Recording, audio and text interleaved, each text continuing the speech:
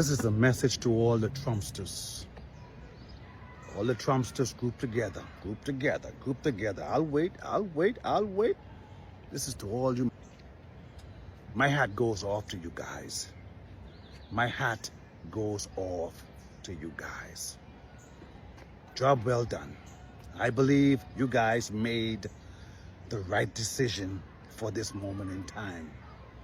Kamala Harris could not handle this type of pressure.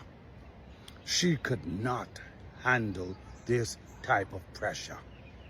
Even though President Trump created a portion of it, a little portion of it, she could not handle this type of pressure.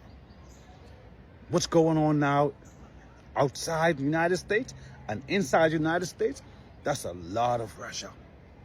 And you need a true leader to handle that type of pressure. Kamala Harris could not handle what's going on right now. She ain't had the balls for it. Literally, she ain't had the balls for it. And for those who don't like it, who don't like what I say, I can always be found. I'm in the yellow pages between assholes and don't give a fuck. This is Trump season. This is Trump moment. This is Trump time. Leadership like Trump can handle shit like this. Like I always say, that built out of Teflon. Because he got to deal with domestic and international shit all at once. She could not handle this. She was not ready for this type of pressure. So to all you Trumpsters, to all the other people silently who voted for Mr. Trump, my hat off to you. My hat is off to you. Don't doubt it. Don't doubt it. Don't doubt it. My hat is off to you guys. This is Trump time, Trump season. True leadership. Because a lot of shit going on throughout the world. And the United States are in everything. So you need a true leader, someone who don't give a fuck. Okay? She could not handle shit like this. Too much is too much. She would have folded. Okay? So once again, to all the Trumpsters, to all the silent Trump voters, my hat is off to you guys. Choice well done. Give yourself a pat on the back and keep it moving. Don't worry about what they say. Keep shit moving. Okay? This is Trump season. Teflon man. I said it. I don't give. We're not out here complaining. We're not out here feeling bad about who we decided to support. Y'all see the hat? But I do appreciate this brother coming out and saying this because he's absolutely right. But these are the types of things that we were talking about last year when they installed Kamala Harris. Everybody knew if you were just keeping it real and just basing it off of her track record, she ain't have what it take to really be the commander in chief. She ain't have what it take. If Kamala Harris was in office right now, our border would be wide open right now. We'd still have massive amount of people flooding up through here, to include terrorist cells and terrorist organizations. That would still be happening right now. Iran and Israel, it would still be going on. That conflict predates Biden. It predates, Trump the first time around, Bush, Obama. It predates all of that. This is a conflict that's been going on for a very, very long time. And Trump, he said it, in a clip earlier today, that neither side knows what the heck they're doing. Neither side. Now, he used some choice words, President Trump did, but this brother's absolutely right. Kamala Harris she wasn't built for this. And to be honest with you, even her own people know she wasn't built for this. They know it. And she got a chance to showcase herself on the world stage, on the national stage, and she didn't look good. She didn't look strong, and she depended on other men to step in and make points when she didn't have one. Because the reality of it is this. She don't have the ability to stand on her own square because she don't have one. But let's keep moving. I'm really starting to hate the Democratic Party, man. Because it's like whatever Trump do, they going against everything what he do. I done heard damn near every general that's not in the military that's not even serving anymore. So they ain't got shit to lose or nothing to lie about. I done heard every damn almost every military, former general, sergeant, all of them from the military, top ranks, saying that Trump did the right thing. Damn near all of them. But all the Democrats saying he didn't do the right thing. That's insane. That's why I say all these generals, even the H. McMaster guy, who Trump fired, he even got them and said it was the right thing to do. But again, you got all these Democrats saying that wasn't the right thing to do, this and that. So basically what? Let them build a nuclear weapon and see what happened then? How stupid is that? So that's why I'm really starting to dislike the Democratic Party, because they're going against everything this man did. And trust me, again, I'm not a Trump supporter. I didn't vote for them, honestly. I voted for Kamala Harris. But how going against everything this man do? That is crazy. It is crazy. And the thing is that it's one thing to go against him and say, hey, I don't think he should do this, but if it was me, I would do this. Democrats don't have solutions. They have critiques, they have complaints, but they don't have solutions. And people are starting to see it. The people are starting to see, man, these people don't have anything but complaints. They never come with a solution. And they want to get you to vote for them because they're not Trump. Not because they got a plan for your life. They got a plan to secure our nation. They got a plan to close the border. No, it's just simply, hey, we're not Trump. That's it. We're not offering anything else. And the reality of it is this: anybody, even if you are not a Trump supporter, you're not someone that supports the Republican Party, or you consider yourself an independent, whatever the case may be, you should be concerned with national security. That should be a concern to you. Last time I checked, we're all Americans living in this nation. So national security should be at the forefront of your mind. Now, I will say this. I'm not going to say that I'm for or against the actions of the government over the weekend, because I still don't know. There's not enough information out there. But I will say this. If you are someone that is against it, are you okay with Iran potentially obtaining a nuclear capability? Are you okay with that? Are you okay with, Iran continuing to threaten the United States in the way that they threaten us? And this isn't like, some haphazard threat. They've been doing this for the better part of, 35, 40 years now. Do we not believe them? When they say death to America, do we not believe those threats? Should we just sit back and just wait for them to do something to us before we decide to say, let's call this person's bluff? I'm just saying. I want to hear from you guys in the comment section. Let's check out what Stephen A had to say. Now, here's where I get frustrated, because once again, here's the novice that's a centrist that comes into play, and he's listening to all of this stuff, and here's where I get infuriated. The Democrats are calling, or at least some of them, are calling for the impeachment of Donald Trump. Same old song and dance. Thought we heard this before. I thought that was over and done with. The minute you lost the election with the popular vote in the electoral college vote and losing every swing state. I thought we were over that. Nope, that's all they have, Stephen A. But evidently not. Question number one. No matter what you feel about the President of the United States, do you think that's the time, while we're in the middle of such strife, to be calling for the impeachment of the President of the United States? Particularly if you're a representative, you're an elected official in the United States of America? I don't think so. That's number one. Number two, were the Democrats saying that when Obama bombed Libya? Of course not. When he was in office?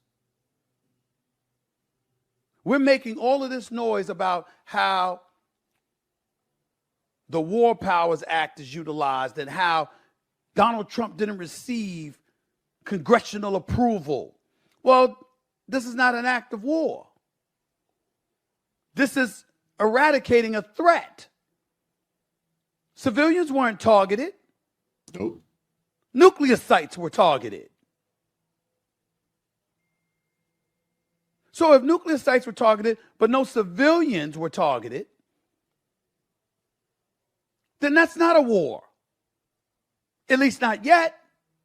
Which means that you can navigate your way around the War Powers Act itself, and you don't have to concern yourself with receiving congressional approval. The Democrats know that because of Obama. So if you knew that because of Obama and you didn't say it when it involved him in Libya, why would you turn around and all of a sudden try to make that case against Donald Trump?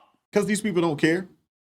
It ain't about that. They don't care. And they assume that most of their constituents don't even know that they did those things 10 years ago. They don't even know that that was a thing. Let's just keep it a buck. They play on the ignorance of their constituents, their supporters. So they know that most people, they don't know that President Obama bombed Libya. They don't know that the Biden administration, they bombed and sent troops over to Syria. They don't know that. The average individual don't know it because they're not into this. They don't really care. They're more concerned with what's going on in reality TV and TikTok dances than they are in comparison to what's going on in the political landscape of America. They're only interested in the average person, in what CNN tells them to be interested in. Let's just keep it a buck. Now, there were Republicans during a time frame, so there's some hypocrisy there because there's some Republicans during that time frame that they came out and said that, hey, we need to have a say, so forth and so on. And I don't agree with their stance back then. Either the president can do it or he can't do it. And you're either going to complain about it or you're not going to complain about it. I think a lot of it comes to ego. We're talking about the Senate. You know, there's 500 some odd people who have some of the largest egos in the country. So I think a lot of this has to do with the fact that their ego was bruised because they were not consulted or they were not, told or privy to the information. That plays a major role in this. A lot of this is ego driven. And I would assume that it was ego driven when you had people on the Republican side going after Obama when they did something similar. I don't recall hearing anything about it when the Syria situation was going on. I don't recall hearing Republicans go at the Biden-Harris administration behind those attacks there. I don't recall it, but it shouldn't be a thing. Honestly, it should not be a thing. If both sides do it, if presidents from both sides have historically used this particular act, for airstrikes, drone strikes, or to send deployed troops, for a short amount of time. If both sides have done it, why is there any representative or why is there any senator talking about this in this way? Everybody should just be coming out saying, you know what, I don't agree with it, but it is the president. He has the ability to do this. I don't agree with the take. I don't agree with the mission. I don't agree with what he did, but he does have the ability to do it. Be honest with the American people. It would help him out a whole lot more. It would, but let's keep going. So I was a Democrat until 2020, and I want to invite anybody who still is on that side of the fence to sincerely consider whether being a Democrat is serving you well. On an individual level, just think of the mindset difference between Democrats and Republicans. Think of a Democrat rally. It is a bunch of speeches of people complaining, of people telling you you should be jealous of people who are more successful than you, of people demanding more government handouts, of people hating this country, of hating our history, of people wanting to divide you along lines of race, class, and sexuality. And now think of a Republican rally. A bunch of people, thousands, chanting USA, USA in unison because they love this country. They love the opportunity that exists here. Instead of wanting a government handout, they want that opportunity. They want the government to get out of the way so they can make a way for themselves. They don't want to divide people along lines of race, class, sexuality. They want everybody to unite as Americans. Just think of the difference in mindset there and just how that affects your day-to-day life when you have a mindset of jealousy and complaining versus gratitude and pride. He's absolutely right there. He is absolutely right. If you heard a lie in anything that he said, please let me know in the comment section, please, because he's absolutely right there. What good is it of you to covet what someone else has and complains that someone has a little more than you? What good does it do to you personally and, to your mental psyche as well? I think a lot of our problems here in America is that a lot of us have a covetous attitude, a covetous mindset, and we think that one side is better than the other, not realizing that, hey, we're all in the same boat. We're all dealing with a lot of the same things. Most of us aren't being handed down or passed down anything from a parent. Most of us aren't going to leave much to the following generation. Those are just the facts, especially when you start to look at the data and you realize that only 20% of the nation make over 100,000 a year. Majority of people are going to make somewhere around 60, and we have a swath of people that make way less than that. But they got us at odds with each other, and they've taken the focus off of who actually needs to be focused on. And they've been playing this game with us for a long time. It's more about class than it is about race. Poor white people, poor black people going through the same exact things in America.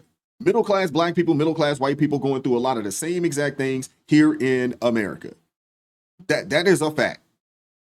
But they keep us at odds with each other. They keep us looking at others thinking that they actually have more, not realizing that we're all in the same daggone boat.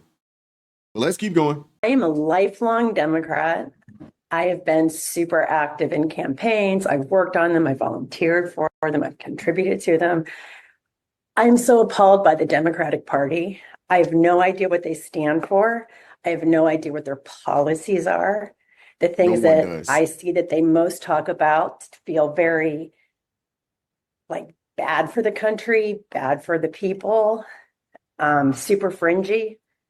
So how would you convince me to stay in that party and support it, given what is happening today? It's a great question, Sharon. And I think you speak for a lot of people, and at times you speak for myself, right? Which is just the immense frustration with being rudderless and leaderless, and just kind of, often what we talk about is just our dislike of Trump, right? It's just, we scream and pull our hair out and say he's a king and etc. Look, when your party goes through moments like this, and Republicans have had their, frustrations, you face a choice. If the other party is speaking to you more, you like what they're saying, you like their leadership, then obviously changing parties is one option. I believe that this stuff, it's a pendulum. It swings, and kind of you stay on the inside and try to get the family to look at things a little bit differently, support candidates that might take it in a different direction. And I just go back, if we were having this conversation, and, Sean can speak to it more than I can, in 2013, there were not a lot of people, sans Mr. Halperin, who thought maybe Donald Trump would be the one to take the Republican Party in a completely new direction. So you don't know where leaders come from, time and place. But I agree with you. It is a hard time right now and frustrating. They seem to like they are completely governed by fear right now. And they are in fear of a highly vocal group, the far left, but you're not hearing anyone say, and just crazy fringe things like there's something in Texas that's happening right now that there's been to legislate to allow squatters, that squatters are illegal, a thing about that. That's ridiculous, like to protect squatters' rights. Things about, things like that. That's an easy ability for a Democrat to say, we don't agree with that. Yeah. There's so much low-hanging fruit. And it's like, I don't know. Sharon, if you could pick the Democratic nominee for president. Oh, Mark. Right now, Ro Khanna. Ro Khanna. Yeah. He's most aligned with what you're talking about, for sure, I think. Right. And I'm originally from Pennsylvania. So I pay attention to Fetterman. I'm from that area where he's from. But I don't think he has what Ro Khanna has. But I do appreciate that he's willing and has the bravery, and which is in keeping with who he has always been. It's not just a manufactured thing. He's always been someone that just says what he thinks and what he believes and stands by his own standards. And that right there, ladies and gentlemen, is an anomaly, among the Democrats and Democrat Party. And this is something that you're starting to see more and more. And the anomaly, I was talking about Fetterman and just being someone willing to speak his mind, and even if it means going against the establishment of his party. But a lot of people are frustrated because they don't hear solutions. They hear a lot of complaints. There's a lot of complaints, right? There's a lot of finger pointing, but you don't get solutions out of the Democrat Party. Now, I'm one of those kind of people. I'm at a point now where I believe that the Democrat Party wants to fundamentally change this nation for the worse. They'd like to see us, get rid of the Constitution. They obviously tried to bring in, 20 to 30 million people over here. I ain't gonna say try. They allowed 20 to 30 million people to come over, to include some people that are in some friend circles out there. This has happened. And what we do know is that every bad idea that's been pushed in this nation over the better part of maybe 4 or 5 years have come from the Democrat Party, and we probably could go even further back than that. I can't think of a single policy that comes from them that I was like, I can get behind it, because I really don't know their policies outside of pregnancy terminations with no, with no ramifications or no restrictions. I think that's the better word, restrictions opposed to ramifications. Gender affirming care for people as young as a year old, allowing men to compete with women. We know that women don't compete with men when they transition from female to male. You can't really do that. But when they attempt to cosplay a man, they never go in and act like they're going to compete amongst men because they know they can't. I can't think of a policy that's worth anything. Seriously. And the only thing that the Democrat Party has is the fear and the hate mongering. Only thing they have is we're not Trump and the other side's racist. And if you could take that away from them, what else do they have? If you could stop the Democrats from saying something is racist, phobic, or some form of misogynist, if you could take the name calling away, if you could take that away, what do they have left? Nothing. If they were forced to just stand on their policies and what they believe makes sense for this nation, they don't have anything to stand on, because the masses do not agree with the few policies that they have put out there. I want to hear from you guys in the comment section, though. Like, share, subscribe, turn the notifications on to all so you never miss an upload. Consider joining the ARP family, or you can buy your brother a coffee. That link's in the description box below. Hey, I appreciate the love, support, man. Come join us 9:30 a.m. Eastern Standard Time for ARP in the morning. Keep God first. Stay prayed up. We'll catch up with you all next time. Peace.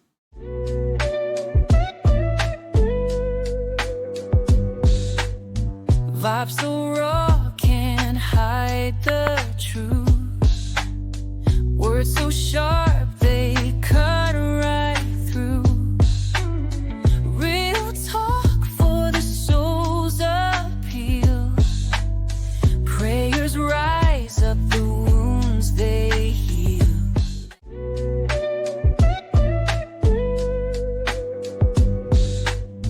Vibes so raw, can't hide the truth. Words so sharp, they cut right through.